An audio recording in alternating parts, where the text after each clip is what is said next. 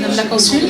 Je demande à Monsieur Hennani et Monsieur Hamid Rahmoudi de me joindre, parce que je ne suis pas la seule à faire ce magnifique travail. Merci mes hommes. Hier j'étais CML, aujourd'hui c'est Madame ML. Voilà, donc d'abord je tiens à remercier votre présence aujourd'hui dans cette belle journée. C'est pas une seule journée, on a déjà commencé dans le cadre de la semaine culturelle du vivre ensemble à Montpellier depuis le 26 mai dernier et ça va prendre fin le 2 juin 2023. Donc je me présente, je suis Amel Lambert, donc présidente et fondatrice de l'Institut méditerranéen de développement humain. Je suis à Montpellier, donc j'œuvre dans le culturel et le social. C'est pas ma première manifestation culturelle et ça me fait un honneur quand même de travailler toujours avec ma très chère Perla d'Annan. Voilà. Alors je remercie Madame Neza Sahel, consul général du Royaume du Maroc, présente ici à Montpellier, qui ne cesse pas. On la fatigue avec nous parce qu'elle est toujours présente. Elle soutient les actions de nos associations et celles des associations africaines. Je salue Monsieur Jama Beda qui ne cesse jamais de répondre à mes incitations pour venir faire des conférences ici à Montpellier ou ailleurs. Messieurs, Mesdames, vice-consuls, bienvenue. Je tiens aussi à remercier Madame Madeleine Johnson qui est présente avec nous, qui représente l'association camerounaise Agency, qui est aussi une personne formidable et qui œuvre pour la beauté et la bonté du cœur. Voilà. Alors je voulais tout d'abord commencer par encore vous remercier parce que c'est vraiment super sympa de vous avoir parmi nous. Je voulais remercier nos sponsors qui sont toujours présents, Shabi Bank, la Méridionale, GNV, Agence Ma Voyage, notre partenaire médiatique Radio Aviva, toujours présente, Madame Perla, je te remercie encore une fois. Et je voulais dire aussi à tous les bénévoles, je remercie tous les bénévoles, toutes les belles personnes et les belles âmes qui ont travaillé, qui ont fait, qui ont bossé dans l'ombre et dans la lumière afin de réussir cette semaine du vivre ensemble. Je ne vous raconte pas parce qu'on a commencé déjà le 26 l'inauguration de l'exposition des 3 artistes peintres, Serge Pena, dont on voit quelques tableaux ici. Il n'est pas présent parmi nous aujourd'hui. Monsieur Abdali Dachour, je le remercie, un applaudissement, il est présent avec nous. Et aussi l'artiste Mohamed Eziani de l'association Asamer 34. Il y a Madame Arkia qui les représente aujourd'hui. Merci Madame Arkia de votre présence. Alors, en fait, on n'a pas mis les talons aigus, mais par contre, on a apporté des baskets.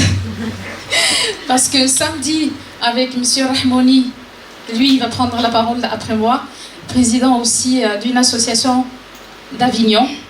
Nous avons organisé une très très belle soirée magique où nous avons rendu hommage à notre artiste marocain, idole de la télévision marocaine qui est présent avec nous, Mohamed El Jem.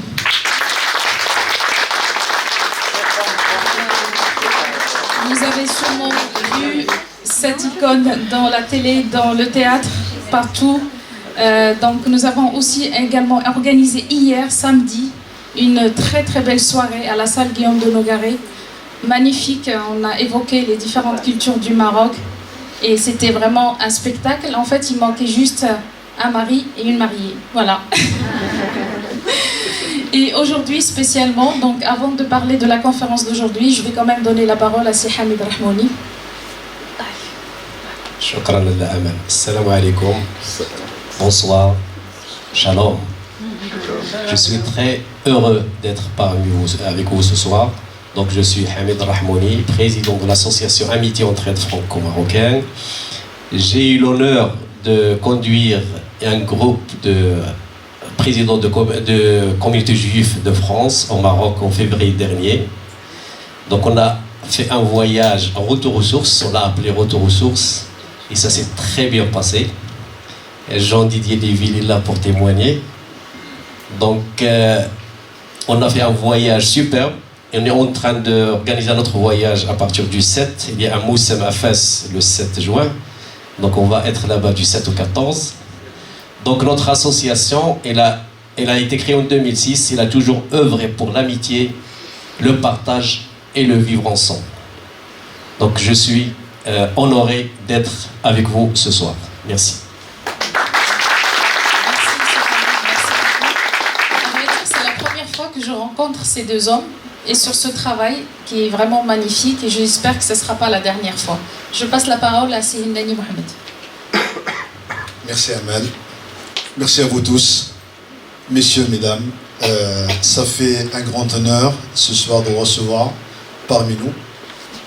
Et je tiens à vous remercier tous de votre présence parce que c'est vraiment un peu difficile de se déplacer, surtout un jour férié et un long week-end. C'est un peu compliqué pour se déplacer. Je tiens à vous remercier tous pour votre présence parmi nous aujourd'hui. Ça fait quand même quelques temps qu'on travaille et grâce à Perla et Madame la Consul qu'on a su rencontrer Madame Amal et qu'on travaille ensemble dans un collectif d'associations, on essaye un petit peu à notre échelle de promouvoir le vivre ensemble. Et ça fait un grand honneur de travailler avec cette dame qui, j'ai dit hier soir, qui vaut 1000 hommes.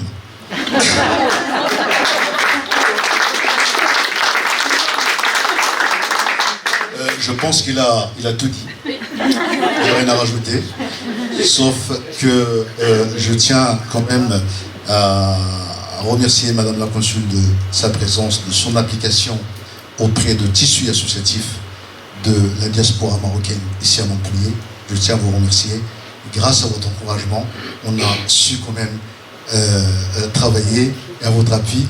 Madame Perla, merci aussi pour votre soutien. Docteur Jam, pour vous déplacer du Maroc jusqu'ici et vous écouter donner cette conférence, ça fait un grand honneur. Je vous remercie.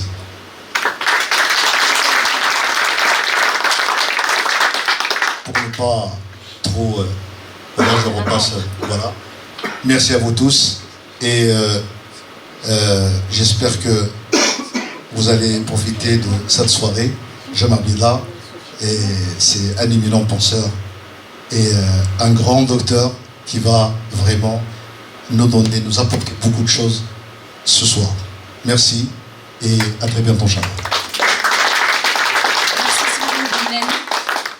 Parmi nous aussi aujourd'hui, parce que c'est comme j'ai évoqué tout à l'heure, c'est la semaine culturelle du vivre ensemble. Nous avons parmi nous Madame Mina Al-Mrari. Merci de vous lever. Professeur chercheur, et c'est elle qui va nous animer la conférence de demain mardi, ici au même endroit, sur la thématique de Mogador et Essaouira, cité du vivre ensemble. Soyez parmi nous demain, bienvenue, avec grand plaisir. Avec une projection d'un film qui est surnommé de Toumliline. C'est dans la continuité en fait culturelle que nous avons organisé l'année dernière, en mois de décembre, avec le professeur Jama Beda, sous la thématique, c'était une exposition magnifique avec une conférence sur les cloches de Toumliline. Voilà. À l'instant, j'invite Madame la Consul Générale du Royaume du Maroc à se joindre à moi ou à nous. Merci Madame Amel. Je remercie le collectif associatif qui a œuvré pour la réussite de cette belle soirée, mais pas uniquement celle d'aujourd'hui. Je rappelle le contexte. C'est dans le cadre des rencontres du Vivre Ensemble, organisées à l'initiative des 3 associations, je cite IMDH, Entraide et Amitié, Génération Espoir et Développement, que je remercie vivement. Merci pour cette pensée à la culture hassani, à notre Sahara marocain, à nos chères provinces du Sud. Ça va droit au cœur, vraiment. Ça fait exprès. Voilà. Alors, ces journées coïncident avec la célébration dans le monde entier de la journée africaine. On applaudit la présence de Madame Madeleine Johnson, présidente de l'association qui aussi, de son côté, et en partenariat avec un tissu associatif très actif sur Montpellier, ont eu l'idée de se joindre à toutes les célébrations organisées partout dans le monde pour célébrer l'Afrique, notre cher continent. Et donc ça se passera entre le 10 et le 16, si ma mémoire est bonne. Excusez-moi. 10 et 18. Donc on aura l'occasion également, il y aura 2 journées dédiées au Maroc, c'est bien ça, si j'ai bien retenu. On l'applaudit très fort parce que et nous ne pourrions négliger notre appartenance africaine. Je salue encore une fois la présence du professeur, directeur général des Archives du Royaume, qui nous a fait l'honneur encore une fois de se rendre à Montpellier pour se joindre à nous en ces journées des rencontres du vivre ensemble. En décembre dernier, nous avions eu la chance de l'écouter, de la voir à la Maison des Relations Internationales pour promouvoir l'espace de Tourmilline en tant qu'espace aussi qui promeut et qui reflète et qui témoigne de cette, c'est-à-dire de l'interculturalité du royaume. Sans plus tarder, donc je passe à un discours, protocole l'oblige, je dois être dans un discours plus officiel, mais là, je ne voudrais pas, c'est-à-dire monopoliser la parole, loin de là. Je voudrais tout d'abord, et comme d'habitude, réitérer mes remerciements à Monsieur Michael Delafosse, maire de Montpellier et président de Montpellier Méditerranée Métropole, ainsi que les services de l'État et les élus, les autorités locales, d'avoir facilité l'organisation de cet événement qui s'inscrit d'une part dans le cadre des rencontres du Vivre Ensemble organisées à Montpellier et verse d'autre part dans le prolongement des actions de promotion initiées par notre conférencier, historien et penseur, M. Jamal Baïda, directeur général des Archives du Maroc. Ces actions initiées au Maroc et ailleurs pour faire connaître l'histoire et la culture riche et diversifiée du royaume. Je ferai une petite pause pour remercier Madame Perla Danan. On l'applaudit très fort pour son engagement pour promouvoir les valeurs de coexistence et d'altérité.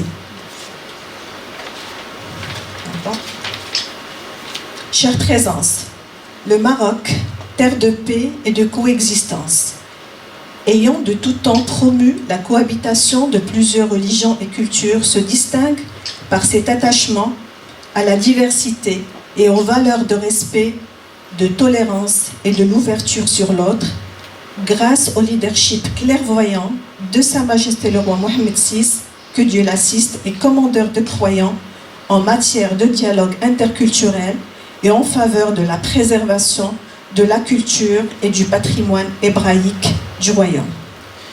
Je remercie M. Baïda pour les éclairages qu'il nous apportera sur cette histoire millénaire et sur l'enracinement du judaïsme au Maroc à travers cette conférence débat qui sera également l'occasion de saluer et de rendre hommage à la mémoire de l'historien franco-marocain Haïm Zafrani, spécialiste de la culture séfarade et de relations entre juifs et arabes. Mes remerciements s'adressent également à M. Kamal Hachkar, qui se définit lui-même comme un militant de la fraternité et de la coexistence entre les peuples. M. Hachkar, réalisateur, qui s'est démarqué par son documentaire de Tienri à Jérusalem, que nous aurons le plaisir de visionner et dont nous aurons le loisir d'apprécier ces moments touchants sur le destin d'une communauté juive qui a quitté son village berbère et qui égrène ses souvenirs et son héritage marocain. Je dois aussi saluer la présence de Madame Minal Mrare pour sa contribution demain lors d'une conférence débat qui sera organisée dans le même cadre, c'est les rencontres du vivre ensemble. Et je ne pourrai conclure encore une fois sans réitérer l'engagement du consulat général du Royaume du Maroc auprès de la communauté marocaine, du tissu associatif franco-marocain dans sa contribution à promouvoir la culture et le dialogue entre les deux rives de la Méditerranée. Je vous remercie.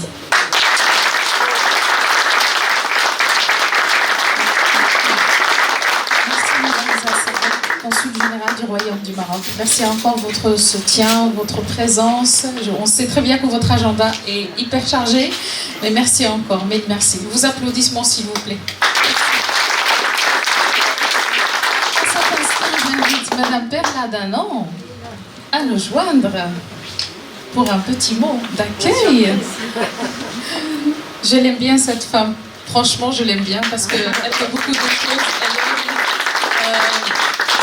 En fait, on va dire, on a une bonne qualité, on est toutes les deux des folles. Parce qu'on arrive quand même à sortir, à organiser des événements comme ça, mais bravo, merci.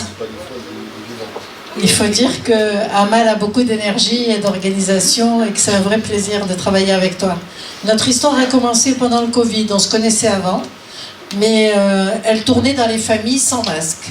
Et je lui dis, c'est juste pas possible pour faire du social. Et je lui dis, mais tu ne peux pas tourner sans masque, tu te mets en danger. Il me dit, je trouve pas de masque. Donc j'ai été à Emmaüs, j'ai été chercher des rouleaux de tissu. Et puis, elle a mobilisé toutes les couturières du quartier et tout le monde a fabriqué des masques avec une forme que j'avais envoyée. Voilà notre début d'histoire. Et ça a été le début d'une belle amitié et je suis ravie. Alors, que vous dire? Dire qu'ici, les deux parties de moi-même sont réunies, la partie juive, la partie marocaine, la partie fassi, la partie amicale. Tout est réuni ici, avec Monsieur Rahmouni, Monsieur Anani, on a des relations magnifiques. Et je suis ravie que nous puissions partager, comme ça, ce retour aux sources, avec une exposition magnifique, très émouvante. Et Monsieur Jamar Beda, merci beaucoup d'avoir extirpé des archives ces documents. Et je crois que ça parle à beaucoup d'entre nous que de revoir tout ça. Et de partager ça, ça ne peut que consolider l'amitié, que consolider le vivre ensemble et l'envie de faire encore plus ensemble. Je ne devrais pas dire ça à Amal parce que je suis sûre qu'elle a déjà 3 projets dans la tête. Merci à tous d'être ici et nombreux. Merci. Je voudrais dire que vraiment le soutien sans faille de Madame la Consul Générale, chère Nusra Sahel, ça nous donne des ailes parce qu'on a envie, on voit à quel point tu as envie que tout ça se passe, à quel point tu facilites cette activité associative.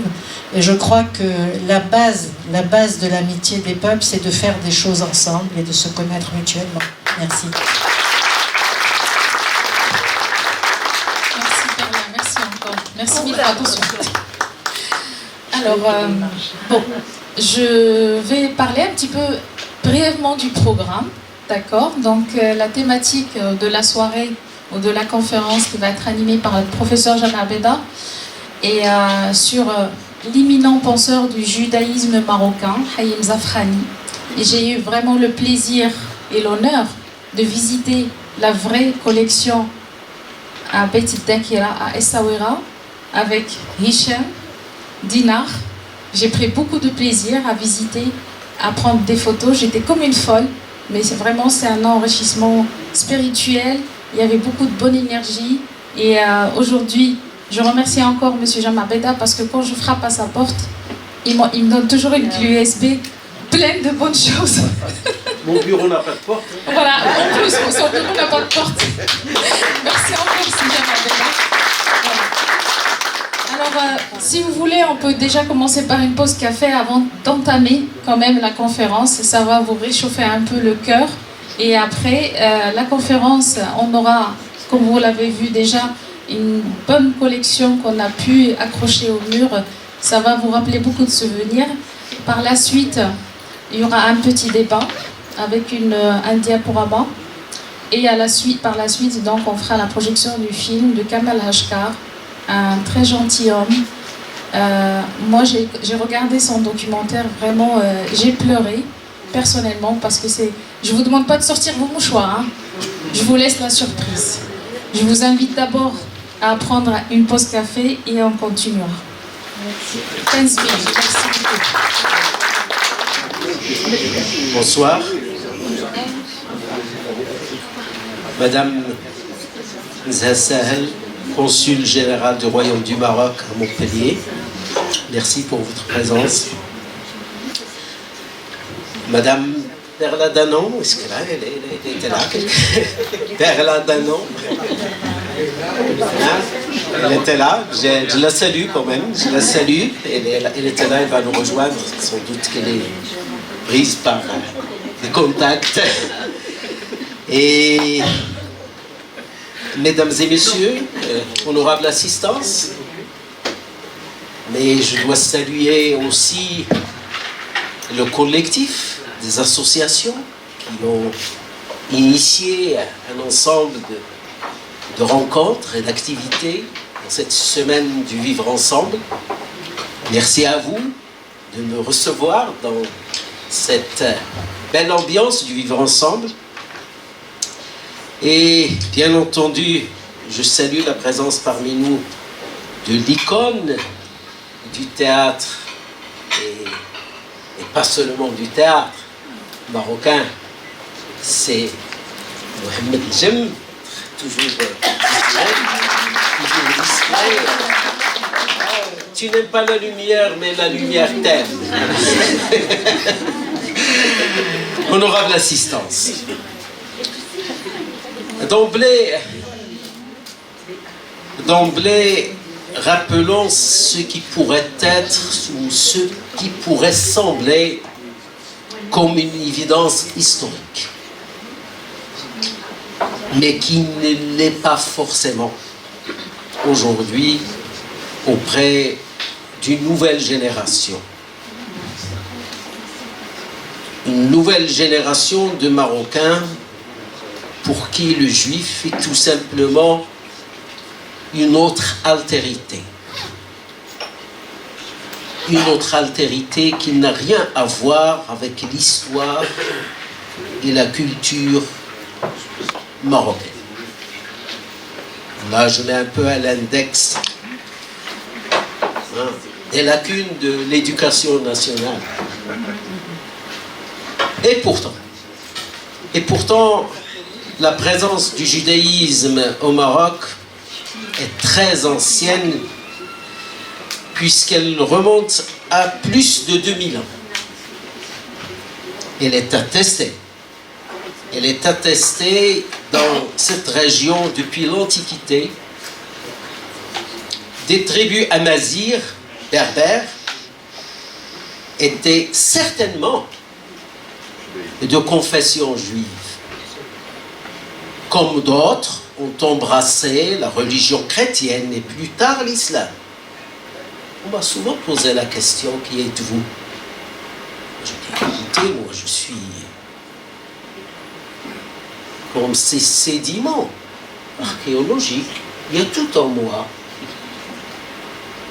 J'étais païen, j'étais juif, j'étais chrétien, j'étais musulman. Et tout cela, je ne peux pas aujourd'hui le gommer, tout simplement par une volonté idéologique ou autre. Non, je suis tout cela et je l'assume aujourd'hui. Et quand je dis je, c'est le Marocain est tout cela aujourd'hui. Et heureusement, aujourd'hui, nous vivons une réappropriation de notre histoire. L'histoire n'est pas un menu à la carte. Aujourd'hui, je mange des escargots. Aujourd'hui, un farci de ceci et cela. Non, vous êtes tout cela. Vous acceptez cette carte et vous l'assumez, ou alors cherchez autre chose. Donc cela, il est temps. Et le processus est enclenché au Maroc. Heureusement. Tardivement, mais heureusement. Mais mieux vaut tard. Mieux vaut tard que jamais. Le processus au Maroc est engendré et le Marocain d'aujourd'hui est tout cela à la fois. Et le judaïsme est fort présent. Donc je disais que les tribus amazirs étaient certainement de confession juive, comme d'autres ont embrassé la religion chrétienne et plus tard l'islam. À ce socle ancien du judaïsme constitué par les Toshabim, les autochtones, se sont ajoutés des juifs venus s'installer au Maroc après avoir été expulsés de la péninsule ibérique, comme vous le savez. En même temps d'ailleurs que les musulmans. Voilà le même sort. C'était à la fin du XVe, le début du XVIe siècle. Et suite à la chute du royaume de Grenade. Je vous apprends rien. Les Juifs expulsés de la péninsule ibérique ont été appelés Megoachim, les expulsés. Parfois, les musulmans nous appelaient les morisques. Pour anecdote, ils avaient un style de vie un peu spécial par rapport à ceux qui étaient restés dans la terre natale, la terre d'origine, à savoir l'Afrique du Nord. Parce qu'on m'a toujours dit, bon, ils sont venus de la péninsule ibérique. J'ai dit non, ils sont d'abord partis d'Afrique du Nord pour s'installer à la péninsule ibérique, avec des mélanges, bien sûr. Ils vivent la mixité, avec des mélanges. Et quand ils sont revenus après les expulsions, ils se sont réinstallés. Et les musulmans avaient un style de vie un peu différent. On les appelait les nouveaux musulmans. Pourquoi? Parce qu'ils avaient un style de vie assez spécial, quoi, un peu plus raffiné, j'allais dire, mais raffiné parce qu'il a rencontré l'altérité. L'Andalousie, c'était la terre de l'altérité, où il y avait chrétiens, musulmans et juifs. Et tout cela, comme je disais, on l'assume. Et ces gens-là ont assumé tout cela. Et quand pour les Rabatis parmi vous, quand ils se sont installés à Rabat, on les appelait Muslimin Rabat, les musulmans de Rabat, parce qu'ils étaient un peu différents des autres musulmans qui n'ont pas subi cette métamorphose, ce mélange. Ils se sont surtout installés dans les villes du Nord, Rabat, mais aussi Tétouan, Tanger. Et ces juifs-là, ces nouveaux juifs, ont bâti leur propre synagogue, parce que les juifs qui ne se sont pas installés, qui n'ont pas été expulsés de la péninsule ibérique, ils avaient un autre style de vie. Exactement, c'est pour vous dire que ces métamorphoses, les juifs les ont subies et les musulmans également. D'ailleurs, les juifs d'origine ont refusé le style de vie des juifs venus d'Espagne. Mais ce ne sont pas des bons juifs. Comme les autres disaient, ah non, ce ne sont pas de bons musulmans. Donc, voilà. Et donc tout cela, l'histoire, je dis, l'histoire est assez curieuse comme elle fait de ces mélanges pour qu'on soit ce qu'on est aujourd'hui. Cet apport qui est un élément de la diversité dans le milieu juif marocain est venu enrichir davantage l'ensemble de la société marocaine et pas seulement la communauté juive. Parce que la communauté juive ne vivait pas, comme certains le disent ou le prétendent, dans un ghetto. Si vous voulez qu'on discute après du mallah, on en discutera. Mais jamais je ne traduirai mallah par ghetto. Ghetto a une connotation que vous savez. C'est autre chose. Donc, cet élément juif a enrichi la société marocaine dans sa totalité, dans sa globalité. cette société marocaine déjà riche par sa composition ethnique, amazigh, arabe, juif, subsaharien. N'oublions pas, comme l'a rappelé Madame la Consul Générale tout à l'heure, cet ancrage marocain dans son africanité.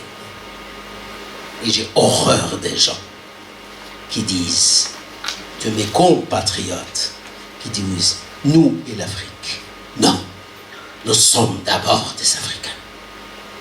C'est pas parce que j'ai la peau un peu plus claire que je vais me distinguer de mes compatriotes africains. Non, ça m'arrive quand je dis ma peau un peu plus claire. Je me rappelle de quelqu'un qui avait critiqué l'esclavagisme en disant si A peut prouver qu'il a le droit d'asservir B, pourquoi B n'aurait-il pas je crois que c'est l'école. Pourquoi B n'aurait-il pas à son tour le droit d'asservir A? Ah, c'est donc une question de couleur. Attention, monsieur le raciste, vous risquez d'être asservi par le premier rencontré au coin de la rue et qui ait la peau un peu plus claire que la vôtre. C'est pas moi.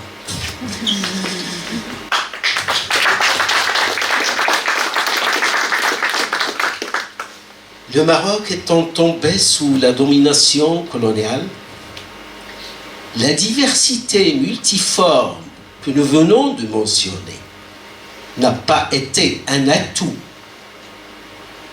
et une richesse. Le colonisateur qui a bien appris sa leçon de divider ut regnes, diviser pour régner, a sournoisement alimenté les divisions.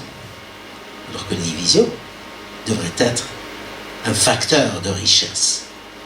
Mais le colonisateur a exploité, nous sommes en France, mais qu'il soit français, on nous a pas l'histoire, qu'il soit français ou espagnol, j'en ai les preuves, a alimenté les divisions. Alors que, la chose à faire normalement, c'est prendre les facteurs de diversité comme un atout de richesse que nous partageons. D'où le vivre ensemble que nous célébrons tous ici aujourd'hui, juifs, musulmans et chrétiens. Au lendemain de la déclaration de l'indépendance, vous allez voir que je saute très très vite la chronologie. Je ne vais pas faire 2000 ans de vie juive. Au lendemain de l'indépendance du Maroc en 1956, le mot d'ordre était « La religion est à Dieu, la patrie est à tous ». Le sultan Mohammed V, que Dieu ait son âme, avait souligné dès le 18 novembre 1955, après son retour d'exil, et à l'occasion de son premier discours du trône, celui du retour d'exil avait souligné que les Marocains israélites ont les mêmes droits et les mêmes devoirs que les autres Marocains, sont autant Marocains que les autres, que la religion ne doit pas partager les Marocains. La nomination d'un ministre juif, le docteur Ben Zaken, au gouvernement Bekkaï, comme titulaire du portefeuille, ministre du portefeuille des PTT, apparaissait déjà comme un gage. Mais il fallait bientôt malheureusement déchanter. Le processus ne dura que le temps de l'euphorie de l'indépendance. Il ne tarda pas à être sapé par divers facteurs, aussi bien d'ordre endogène qu'exogène. Nous ne pouvons pas les détailler ici, car il nous éloignerait de l'objet même de la conférence, à savoir notre grand penseur, Haïm Zafrani. Le fait est que la population juive du Maroc est passée de quelques 300 000 personnes vers 1956 à quelques 3 000 à 4 000 personnes aujourd'hui. Nous avons assisté au déracinement progressif d'une civilisation plusieurs fois millénaire. Les forces politiques marocaines, dans leur tendance majoritaire, ont souvent, malheureusement, préféré l'amnésie à ce propos. Je dis cela parce que la valorisation à laquelle on assiste aujourd'hui, ce n'est pas les partis politiques qui en ont été le moteur principal. C'est le milieu académique, mais que Sa Majesté, Mohamed VI, que Dieu le glorifie, a très bien compris et a pris les devants. Et c'est là que cette conjonction entre l'académique et le politique fait le bonheur des Marocains. Cependant, la recherche académique n'a pas suivi la tendance politique majoritaire des partis politiques marocains, parce qu'ils ont une certaine responsabilité. Les historiens en particulier ne pouvaient pas ignorer, je vais parler de Munu à la carte, ne pouvaient pas ignorer le rôle important, capital, joué par les Juifs dans l'histoire du Maroc. Vous ne pouvez pas dire à un historien, écoutez, monsieur, l'historien, eh bien, écrivait l'histoire, mais enfin, voilà, naviguez un petit peu, taillez-le sur une certaine mesure, la judéité à mettre de côté, la mazirité à mettre de côté.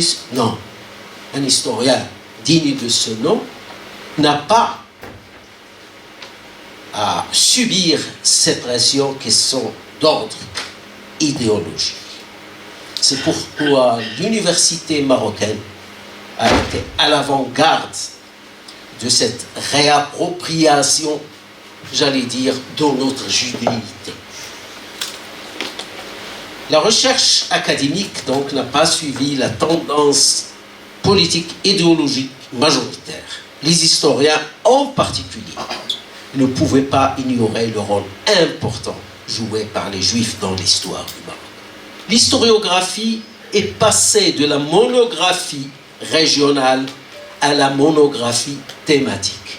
Pourquoi, en fait, les historiens parmi vous, ceux qui ont un peu suivi l'évolution de l'écriture de l'histoire, ils doivent s'apercevoir dans cette chronologie qu'il y avait,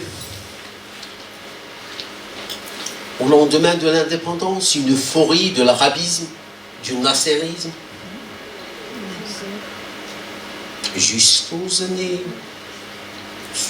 début 70. Et puis, les euphories, c'est ces flammes, mais ce sont des artifices.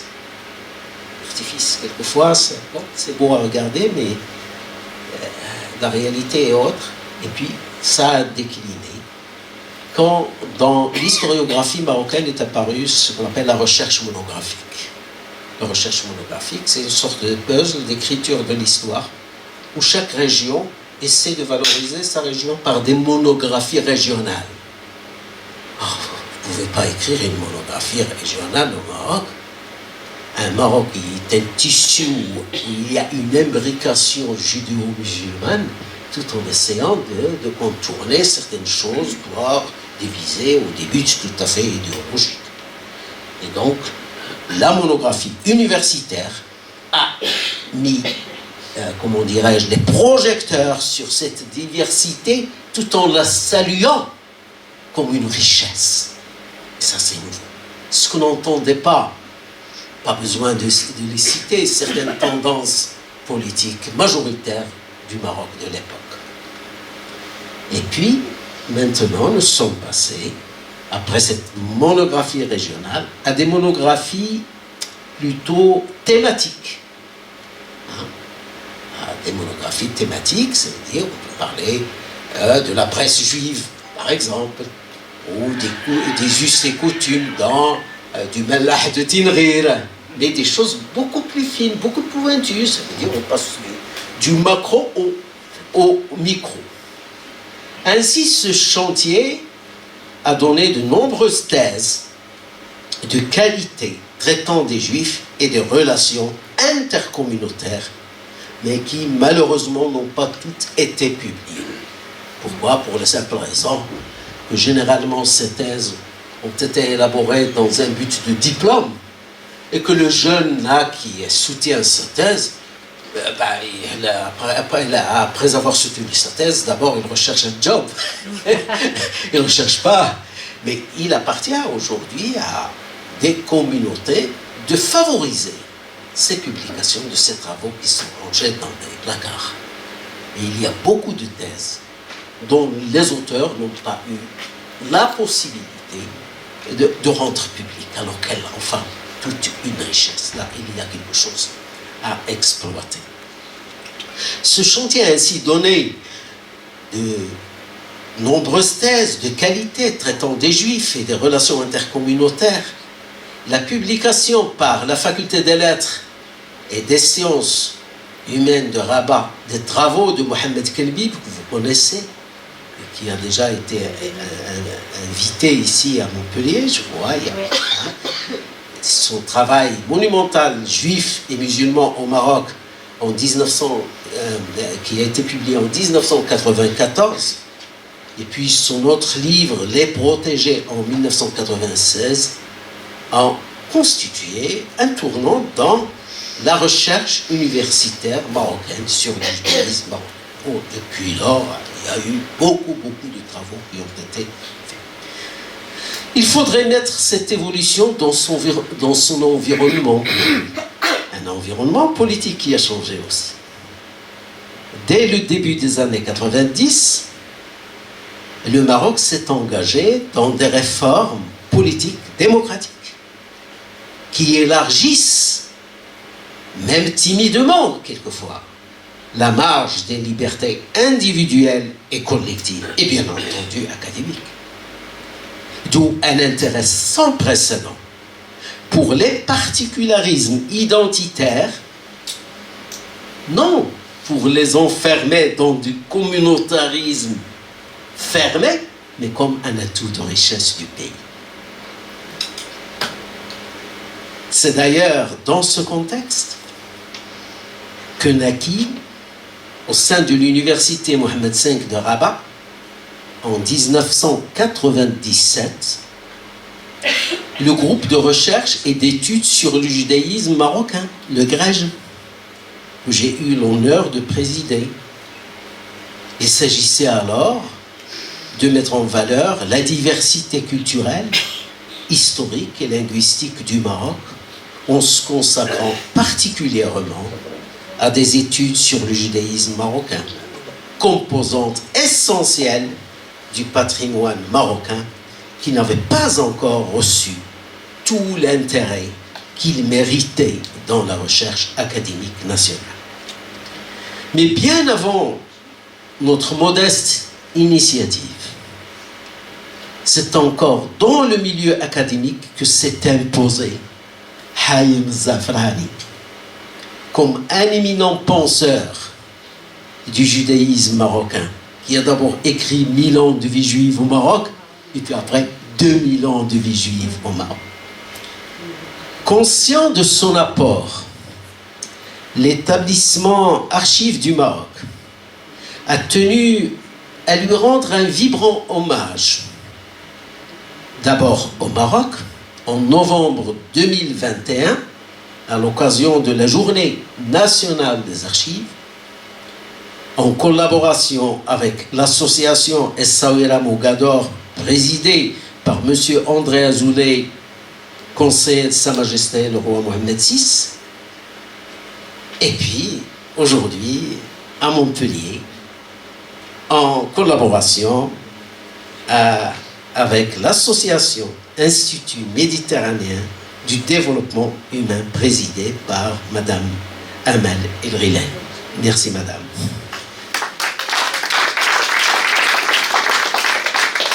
Haïm Zafrani, dont les héritiers ont bien voulu confier ses documents personnels aux archives du Maroc, compte parmi les plus grands intellectuels éclairés qui ont interagi avec leur entourage géographique et réagi aux questions humanistes à l'échelle internationale. Ainsi, Haïm Zafrani, le parti de la défense des valeurs de la paix et du vivre ensemble, œuvrant sans jamais se lasser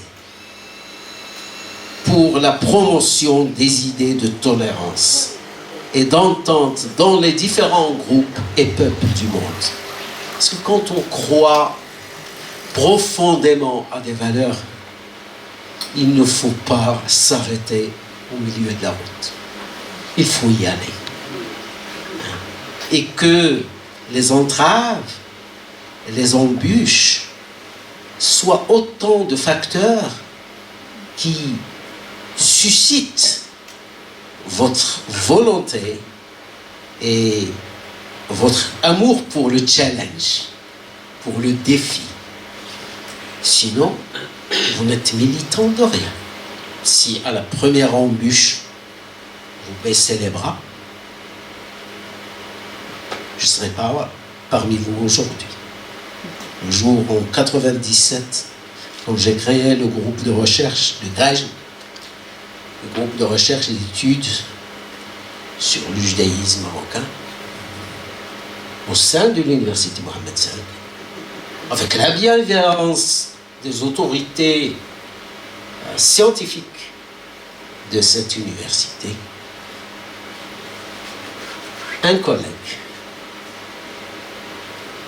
lors d'une conférence où j'avais dit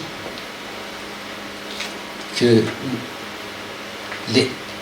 l'immigration des Juifs du Maroc en allant en Israël, aux États-Unis, au Canada et ailleurs, cela nous a amputé, c'était le terme que j'avais utilisé lors de ma conférence, nous a amputé d'une partie de nous-mêmes.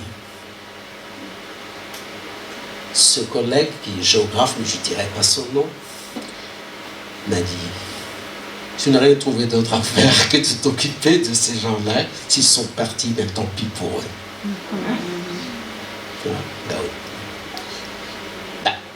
Il y avait des embûches comme cela, des intimidations même. Mais quand on est militant, on ne s'arrête pas. Il faut faire face. Et pour intimidation, notre ami Kamal Hashkar, dont nous allons voir le film, quand il a fallu projeter une avant-première à Rabat, parce que je l'avais un peu conseillé, il était venu à la maison. Moi, Mina, ma fille, je crois que nos noms paraissent dans le générique, si ma mémoire ne joue pas des tours.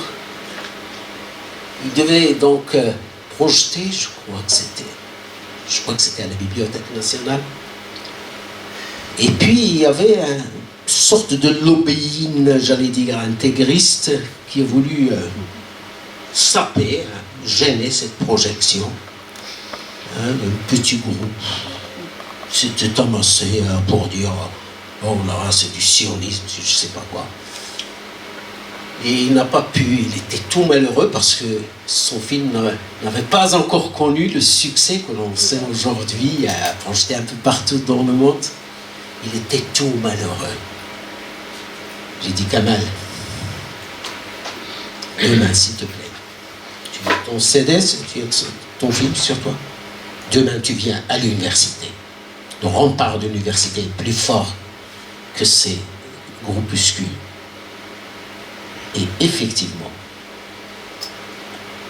dans le cadre du GREJ, nous étions une petite poignée, mais avec la bénédiction des autorités universitaires, c'est Kamal Ashkar, il doit s'en souvenir, est venu le lendemain à l'amphithéâtre Al-Idrissi. Il a projeté son film. On a discuté son film dans la sérénité. Si on avait cédé, ces dizaines de personnes qui voulaient mettre le feu partout, on était foutus. Et non seulement on était foutus, mais on aurait cassé un jeune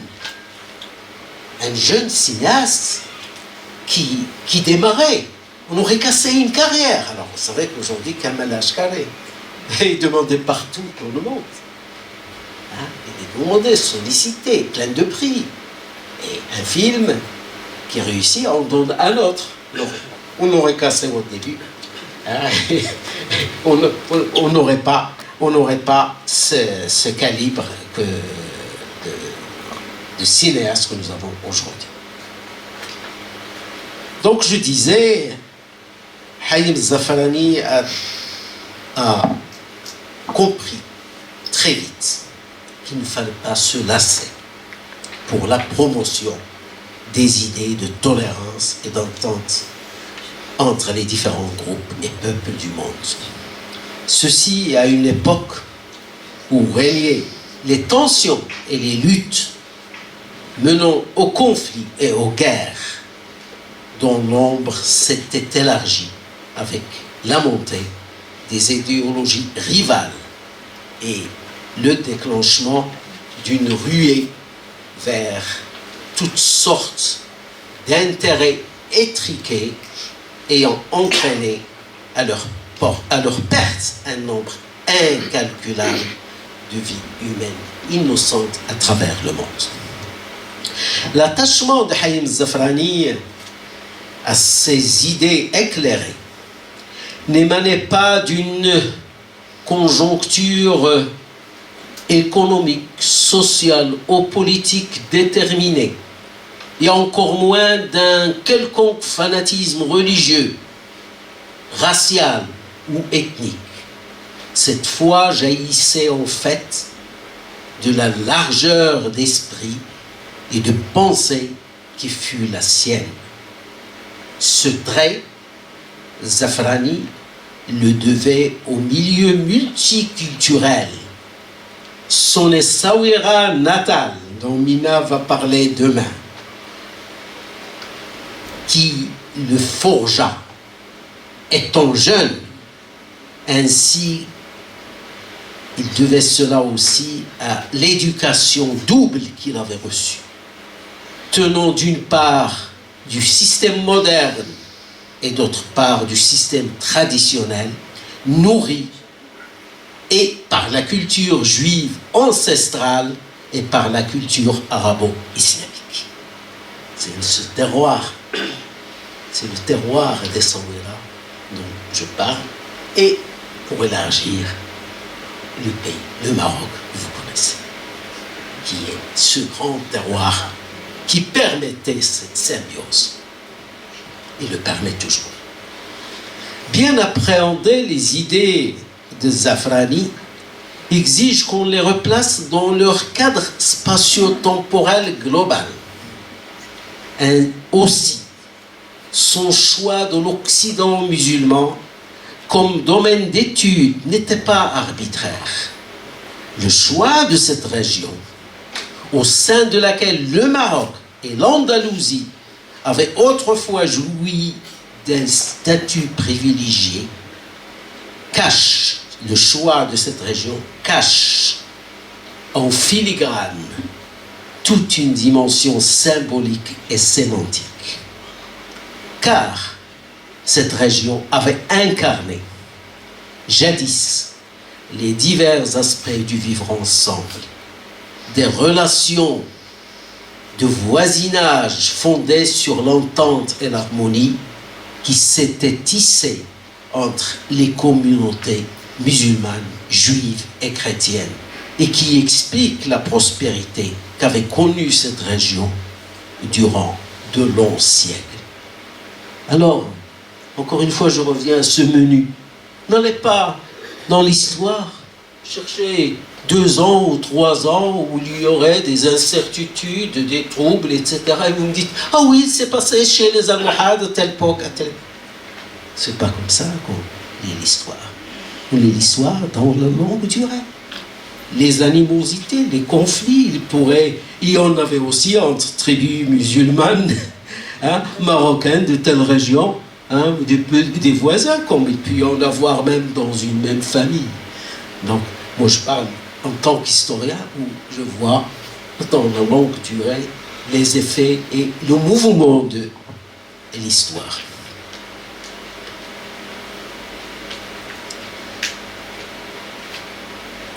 Donc c'est pourquoi Halim Zafrani s'était penché sur la collecte de l'héritage historique, offrant un témoignage profond sur les rapports qu'entretenaient les Juifs et les musulmans, ainsi que sur le repérage des périodes historiques prospères durant lesquelles les aspects du vivre ensemble ressortaient le mieux, que ce soit d'un point de vue matériel, à travers les différentes activités sociales.